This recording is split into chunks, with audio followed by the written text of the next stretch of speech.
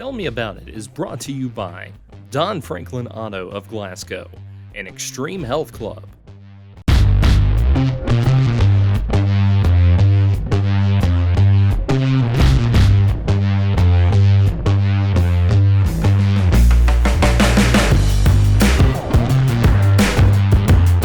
Trevent Hayes, KY Sports TV, here with James Brown, 104 The Score. We are on Glasgow Electric Plant Board, Channel 6, the local channel. Before we get started, James. It's a sad day for you. It's a sad day. It's a sad day. The general passed away, Bobby Knight. He's right there in the air with John Thompson and Denny Crum, the old school coaches. And I know a lot of people didn't like Bobby Knight because of his tactics and his antics. Throwing chairs and, he may have gave a little eye poke or a choke to one or two of the players. But, hey, Southern Miss benefited from him choking a player. Exactly. So, we got Neil Reed out of it. Today, if you look at a kid wrong, they want to suspend you. So I miss that old school coaching. Ain't nothing like a Woody Hayes jerking somebody around by their helmet and then tackling somebody on the sideline. Right. And then, they go out and play hard. Sure they do. We just wanted to give Coach Knight a moment. I wanted to give Coach Knight a moment. James agreed to it. Sure. Okay. Is it over?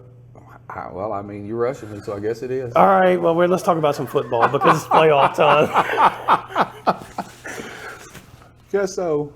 Bobby Knight. I've realized in the last 2 months, I've realized that you're the boss, James. I'm not the boss. It's okay. I did laugh when you told me Saturday morning you responded to me. I did. Like I was your dad.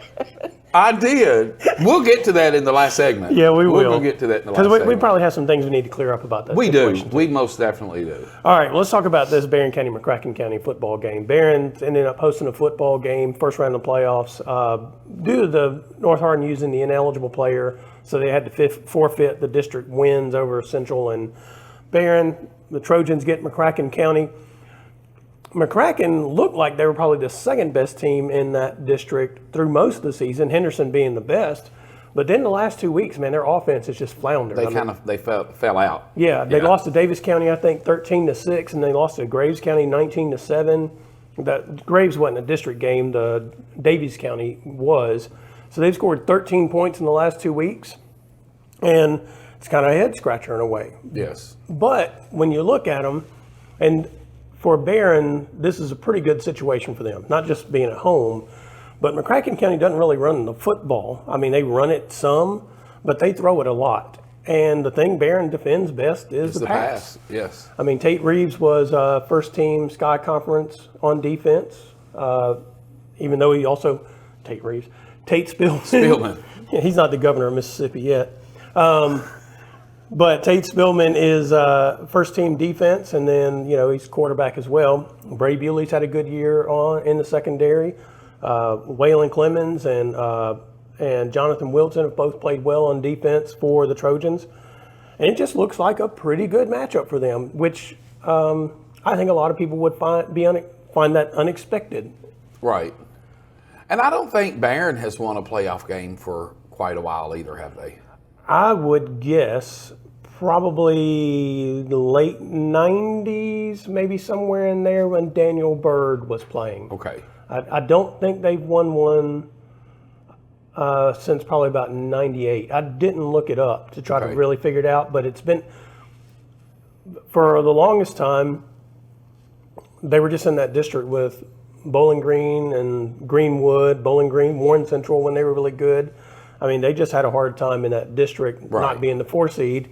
And then very often at that time, they'd hit the road to Christian County when they were really good and play that first round game. So, when they had people like Tandy and those jokers over there. So, they've struggled even having a home playoff game. So, right. But like I said, I think it's a pretty good matchup. I will say this about McCracken County. They got 2 of my favorite names. All right. They got a kid who runs the ball. If it's not Kool-Aid, then it's not good. Well, all right. Well, you'll like the second one I'm going to read to you because it's perfect for a wide receiver. Okay. But the first one is Zeno Cornelius. That is a running back. Zeno Cornelius. Yeah, I just like the combination of those names. Okay. But now this dude needs to play in the NFL someday because his name as a wide receiver is Cooper Falconite. Cooper Falconite. He was meant to fly around and catch footballs. Two interesting names. And I tell you, the kid at Kentucky, UK's not my team, but they have had some pretty cool names over the last few years. Corvassier Smoke, who's now at Colorado.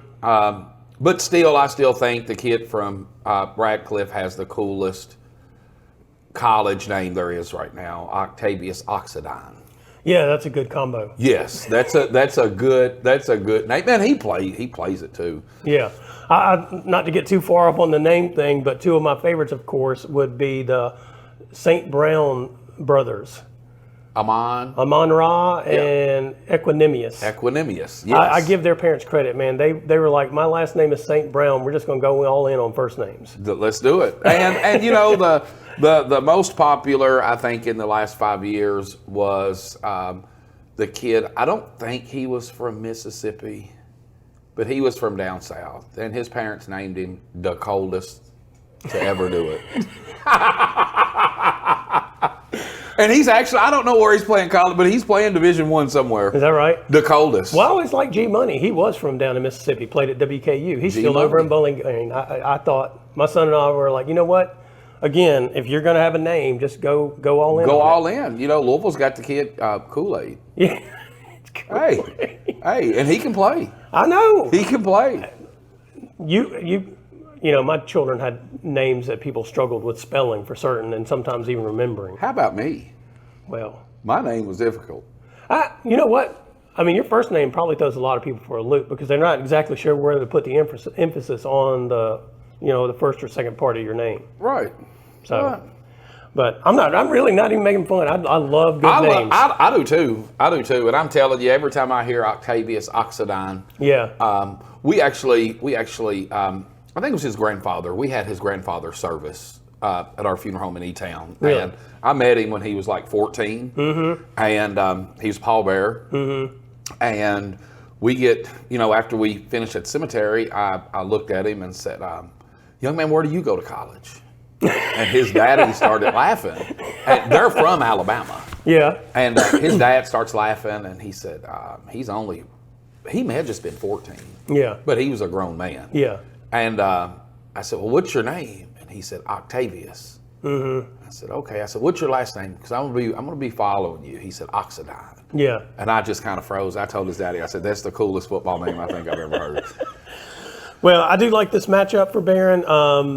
Maddox O'Neal is their quarterback. He's 160 of 263 for 1,762 yards, 8 touchdowns, 8 interceptions. So he's had a good season. Like I said, the Cornelius guy, he's 820 rushing yards. He's, I don't think anybody else, he had 161 attempts. I don't think anybody else had over like 70 attempts. Gotcha. So they really ride him. And then the two receivers, we mentioned Falconite. He has 695 receiving yards, and David Dunbar had 496. On the offense, like in the passing game, they have several different people they throw the ball to. They can catch it. So, that's going to be one of those things. It's not like, even though Falconite is the leading receiver, it's kind of like the Trojans can't just zero in on him. Right.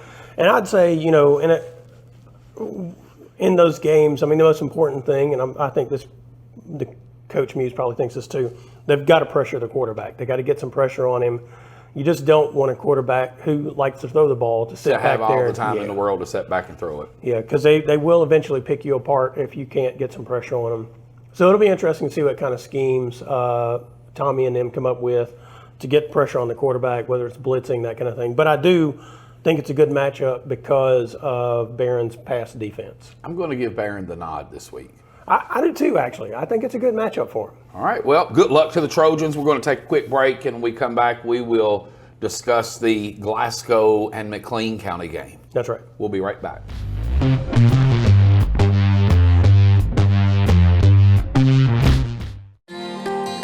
At Don Franklin, we're more than a group of car dealerships. We're hardworking, everyday people of Kentucky.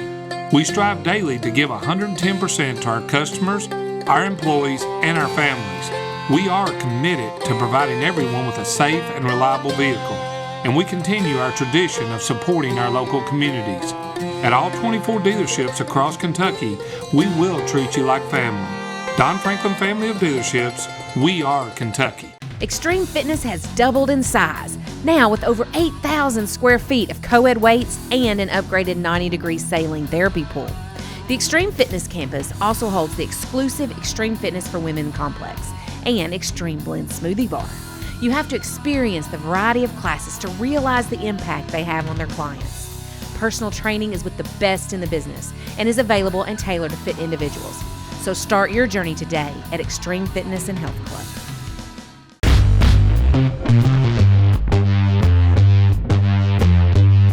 Trevent Hayes back with James Brown. We're going to clear the air. I got so excited talking about names. Kool-Aid plays at Alabama. I was thinking of Storm Duck. That's a good name. At North Carolina, that transferred from North Carolina to Louisville. Yeah.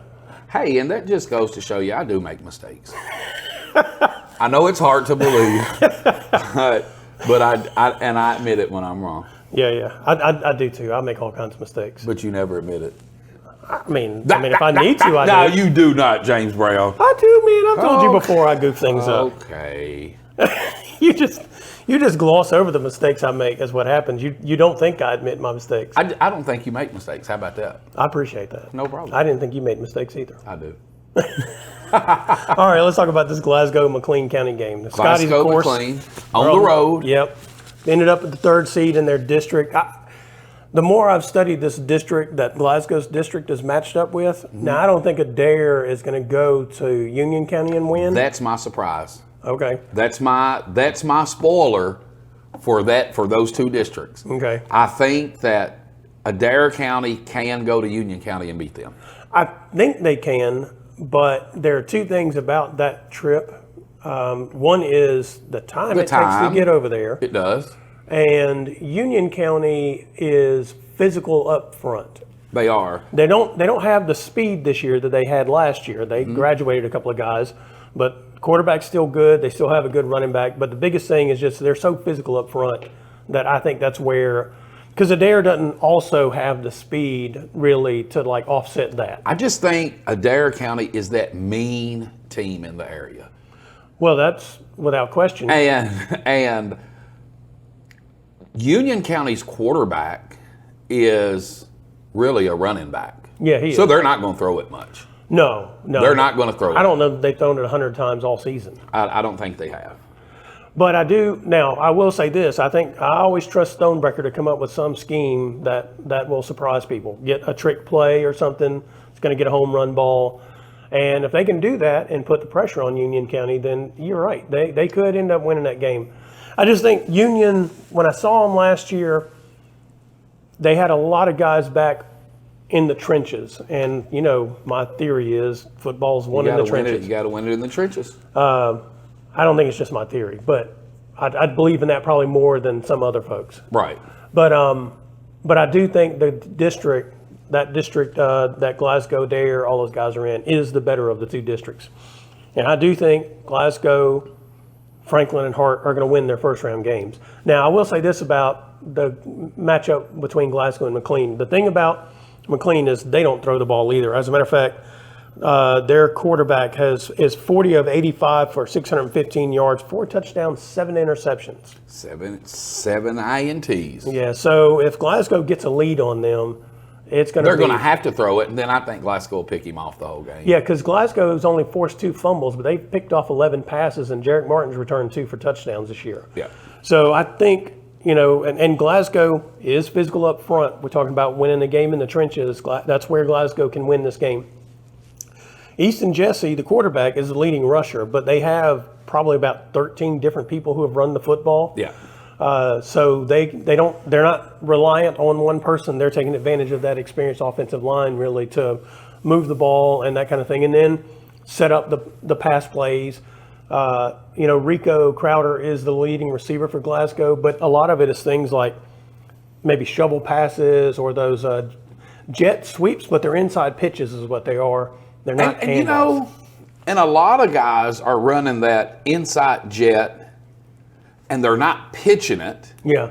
They're throwing it, and it's an incomplete pass if they don't catch it. Yeah. Even though it's behind the line of scrimmage. I know. And that threw me off. You guys had a game earlier in the season, I yes, think, where you thought somebody had fumbled a pitch. Yes, it was imminence. Yeah, that's right. And we got on it, and they said it was an incomplete pass, and it absolutely blew my mind. Yeah, because when you go back and look at the film, you can see, dang, that is a forward pass. It's just odd. But it's behind the line of scrimmage. So, but anyway, so I think, McLean's going to try to run the football. They have two guys, Elijah Bolden and Aiden Bolden, who have carried the bulk. Then the Brody Klein, the quarterback, he runs it. So you have the two Boldens are 802, 747, and then Klein 735 in yards. So obviously they're running some form of option offense, kind of maybe an old school. I didn't check, but they have run things like a veer in the past and that kind of thing. And I don't think they're as good as their record is either. Well, we go back to that district. I'm not sure how good that district is. Right. And outside of playing their district games, I mean, they've not played. No doubt, in the last 4 weeks, Glasgow's played a much tougher schedule than McLean County has.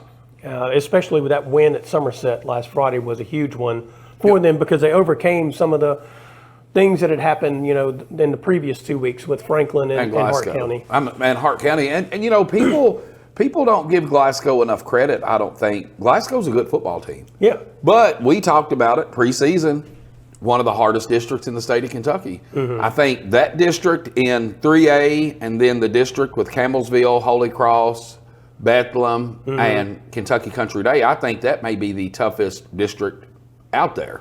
Yeah, if you took and we'll get to this whenever we get to your game, but if you took both those districts and you just looked at both the quality of schedule and the competitiveness of the games themselves within the district and then how they've played against people outside that district, because, Hart County's undefeated. Franklin, Simpson, and Glasgow both have 2 losses, I think it is. Mm-hmm. And Hart County's undefeated, but they beat a number 5 Greene County team in 2A. Yes. And they beat number 2 Campbellsville, Class A. They've beaten 2 teams that only have 1 loss. Right. So, everybody talks about the hypeness around Hart County. And, I told you preseason that I thought they had the team that could maybe run the table, make a deep run in the playoffs. And, I'm not going to jinx Chat and those kids, but I mean, I said it before the season started. They've not played well all year. Yeah. And it's just, I'm kind of one of those guys to where I don't know if I would have wanted to go into the playoffs undefeated.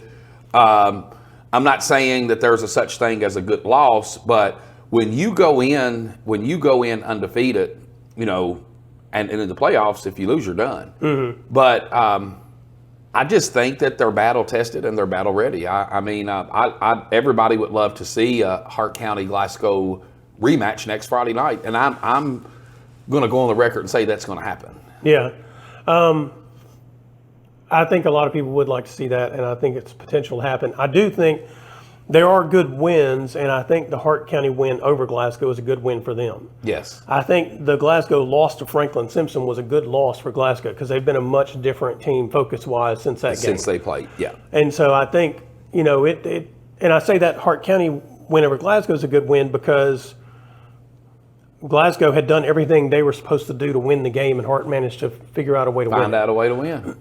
And maybe that game, you say they've not played their best, and that's a little bit scary. But if you look at it, they have played a really good schedule. They have, and that means that maybe they've played well. It's just the competition's been so good that it doesn't always look great. Right. And so I do think there's potential that the district, Hart, Franklin, Glasgow, certainly I believe will win, and there is potential that Dare County can go on the road and beat Union County. All right. Well, it's going to be an exciting Friday night. When we come back, we'll talk about Class A, and I'll probably just do the answering and let you do the talking. Sounds great. We'll be right back.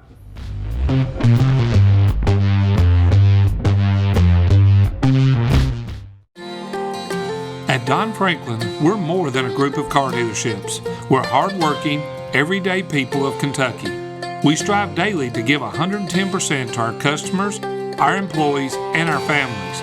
We are committed to providing everyone with a safe and reliable vehicle, and we continue our tradition of supporting our local communities. At all 24 dealerships across Kentucky, we will treat you like family. Don Franklin Family of Dealerships, we are Kentucky. Extreme Fitness has doubled in size, now with over 8,000 square feet of co-ed weights and an upgraded 90-degree saline therapy pool. The Extreme Fitness campus also holds the exclusive Extreme Fitness for Women complex and Extreme Blend smoothie bar. You have to experience the variety of classes to realize the impact they have on their clients. Personal training is with the best in the business and is available and tailored to fit individuals. So start your journey today at Extreme Fitness and Health Club.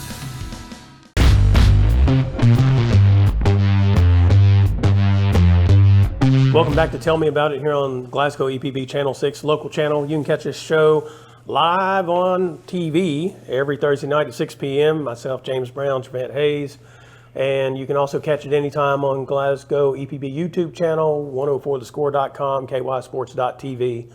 And we're breaking down the playoffs, first round of the playoffs this week. So, Caverna, for those who have been under a rock for I don't know how many months, Trevent Hayes is the head coach at Caverna football. You guys are hosting a home playoff game. I think I looked, was it 2007 or 8? 2008. Yeah, it was last time Caverna had a home playoff game. Won a district title for the first time since 1985. You were the district coach of the year. Tyson Martin was the district player of the year. Congratulations on those. Thank you. And that means you get to host Bardstown Bethlehem, which if you people watched the prior segment, we believe that's definitely the toughest 1A district in the state that they play in. It's got Campbellsville in there. Their only loss is to Hart County last Friday. Kentucky Country Days in there. Their only loss of the season is to Campbellsville, I believe. Louisville Holy Cross is like 4-6, but they played both those teams close. And they played 5 and 6A schools. Yeah, they do. Yeah.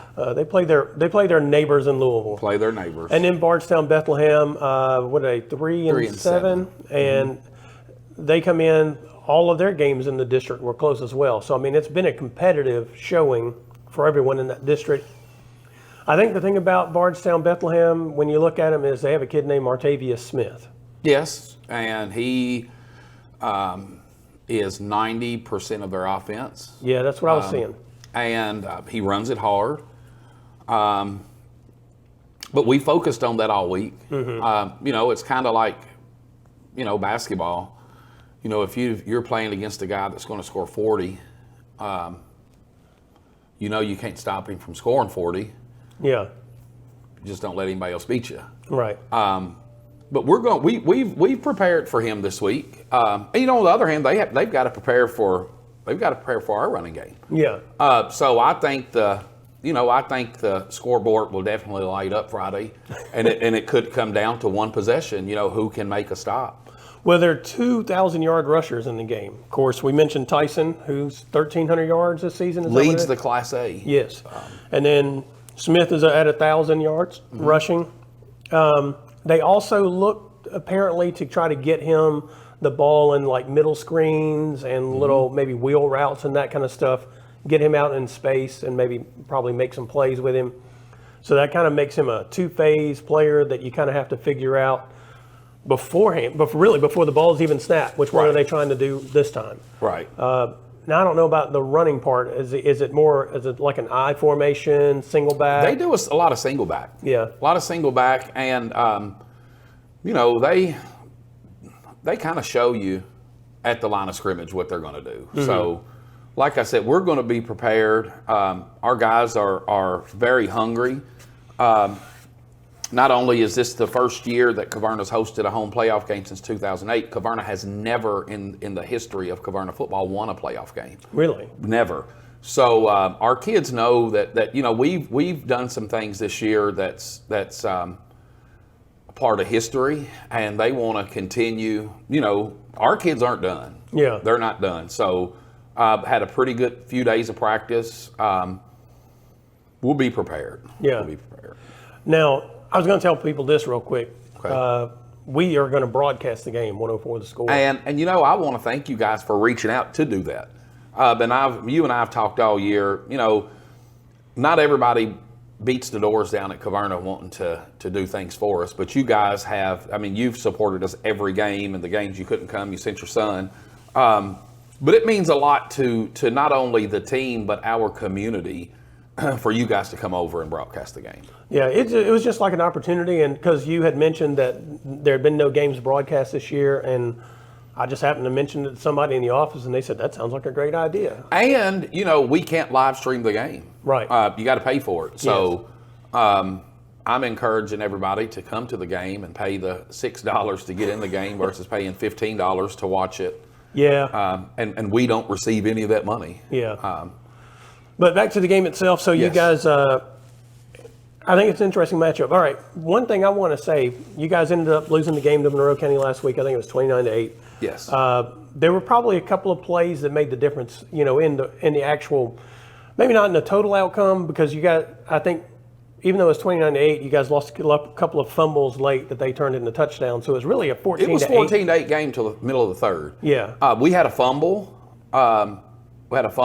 We were driving the ball great down the field. We fumbled. We had a touchdown caught back, 68-yard touchdown caught back.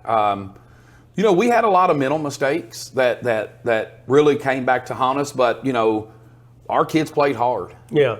I never blame the game on officiating. But your helmet gets pulled off.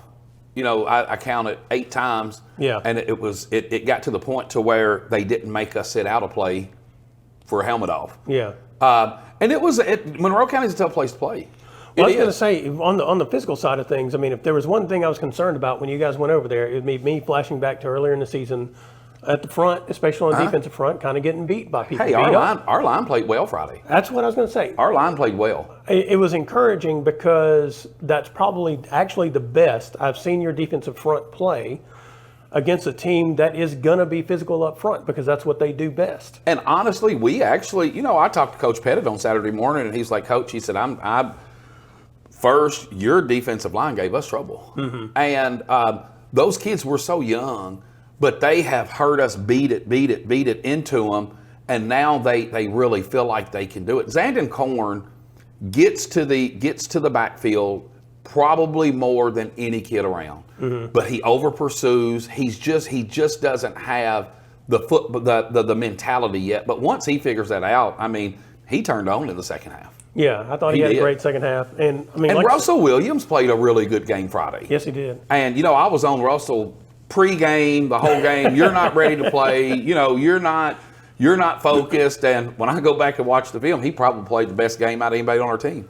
He blocked well. He did everything well. That mentioning my son seeing a couple of your games, we had lunch on Tuesday, and he singled out Russell. We were talking about your matchup coming up with Bethlehem, and he said he said number 3. He said, I'm like, Russell Williams. He goes, yeah. He said he's played really well on defense. He has. And I said, yeah, he has. I mean, it's I didn't know how Russell's season was going to go at the beginning, because he's quarterback. Yeah, I mean, you just don't. I mean, and then Jalen comes back and Russell, and we put him at running back. Yeah, Russell has done everything we've asked him to do. Yeah, I think he's probably he and Korn have probably had 2 of the more transformative seasons for them as football players. Yes. And then you guys, there was a little bit of tension at the end of the game. I think most of it, when I was standing there, was a misunderstanding. But I do want to say one thing that I have never understood since I've been in the state of Kentucky, that there are fans who are able to get near the field or sometimes right on the sideline, and nobody really seems to police that around here. Let me tell you, man, coming from Mississippi, they got a fence around that thing. They do not let people get past that fence. It was a very unfortunate series of events that happened. Mm-hmm. And I have heard so many stories since Friday. And like I said, John and I talked, we've talked a couple of times. Yeah. There were some things said about one of our coaches hitting a kid, and John, when I talked to John, he watched, that didn't happen. Right. And it's so easy for people that's not there to make their own assumption of what happened. For one, Monroe County is known as Monroe County, and Caverna's as known as Caverna. Yeah. But it kind of bothered me. I went in the grocery store earlier in the week, and I had two people stop me. I heard y'all had a fight at Monroe County. We didn't have a fight at Monroe County. No, there was no actual fight. There was no punches thrown. But that's what people expect out of us. Well, and you know what? I would say there's two parts to it. There are people who expect certain things out of Monroe County and people who expect certain things out of Caverna. That's what I was saying. And it goes both ways. But, I have prided myself to discipline these kids. Yeah. And you've seen every game we've had this year. The unsportsmanlike conduct penalties, gone. I think we've had 5 all year. Yeah. And, some of those were just purely out of frustration. But none of them were fighting. Yeah. None of them were, we didn't get any unsportsmanlike conduct flags for cussing somebody or throwing a helmet across the field. And, it was just too good of a game on Friday night for it to end that way. Yeah, that's what I thought. And, I guess they're on the schedule for next year at your place. They are. It's just a 2-year deal. They are. I just think, like I said, for the most part, I don't like the fact, and it's not just at Monroe, I've been at all kinds of facilities I've been to in the state of Kentucky. Hey, it's at Caverna. People are on the track, standing there yelling at the officials, yelling at the players, yelling at the coach. Yelling at the coach. It gets frustrating to me, hearing people tell me what to do, and but it's football. I have tough skin. I get over it. Yeah. But I'm not going to say that it doesn't bother me, because it does. But I do think in the end, I thought, it was a tough played game. Both teams played hard. I thought most of it was pretty good, and the things at the end were not. There were things said between some of the players and I guess some of the coaches, not right. you and John specifically, right. but that needs to be cleaned up before they play again next year. But some of our coaches reached out to John. We're good. Yeah. Their administrators have contacted our administrators. Everything is fine. I just hate that it happened. Yeah. But I play golf with those kids. Yeah. And I'm going to tell you this as we leave. One of the funniest things that was said to me about the events was somebody called and said, "Well, we heard you hit Jamison Pettit, and then somebody knocked you out." And all I could do was laugh. For one, Jamison Pettit and I have played golf together for like 3 years. Mm-hmm. And I said, if I was ever going to hit that kid, we were playing in the dock down at Allen County, at the Allen County Country Club. Starts raining. He's on the phone with his girlfriend, and for some reason, he drove us. He drove the cart, and I'm on the tee box. I just hit on number 2, the little par 3, and he jumps in the cart and just runs over my foot on the phone with his girlfriend. So I called his daddy and said, "Hey," I said, "John," I said, "Hey, I'm going to kill your son." And we laughed it off. And Jamison, as soon as the game was over, you can see it on film, Jamison was making his way to come and talk to me after the game. Mm-hmm. So I just hate it. I hate that rumors are out there. I hate that adults can actually repeat things that's not true. Yeah. But that's the world that we live in. That's right. We're going to beat Bethlehem tomorrow night and keep making history at Caverna and get ready for another home playoff game. Sounds good. Well, I'll be there. Appreciate it. All right.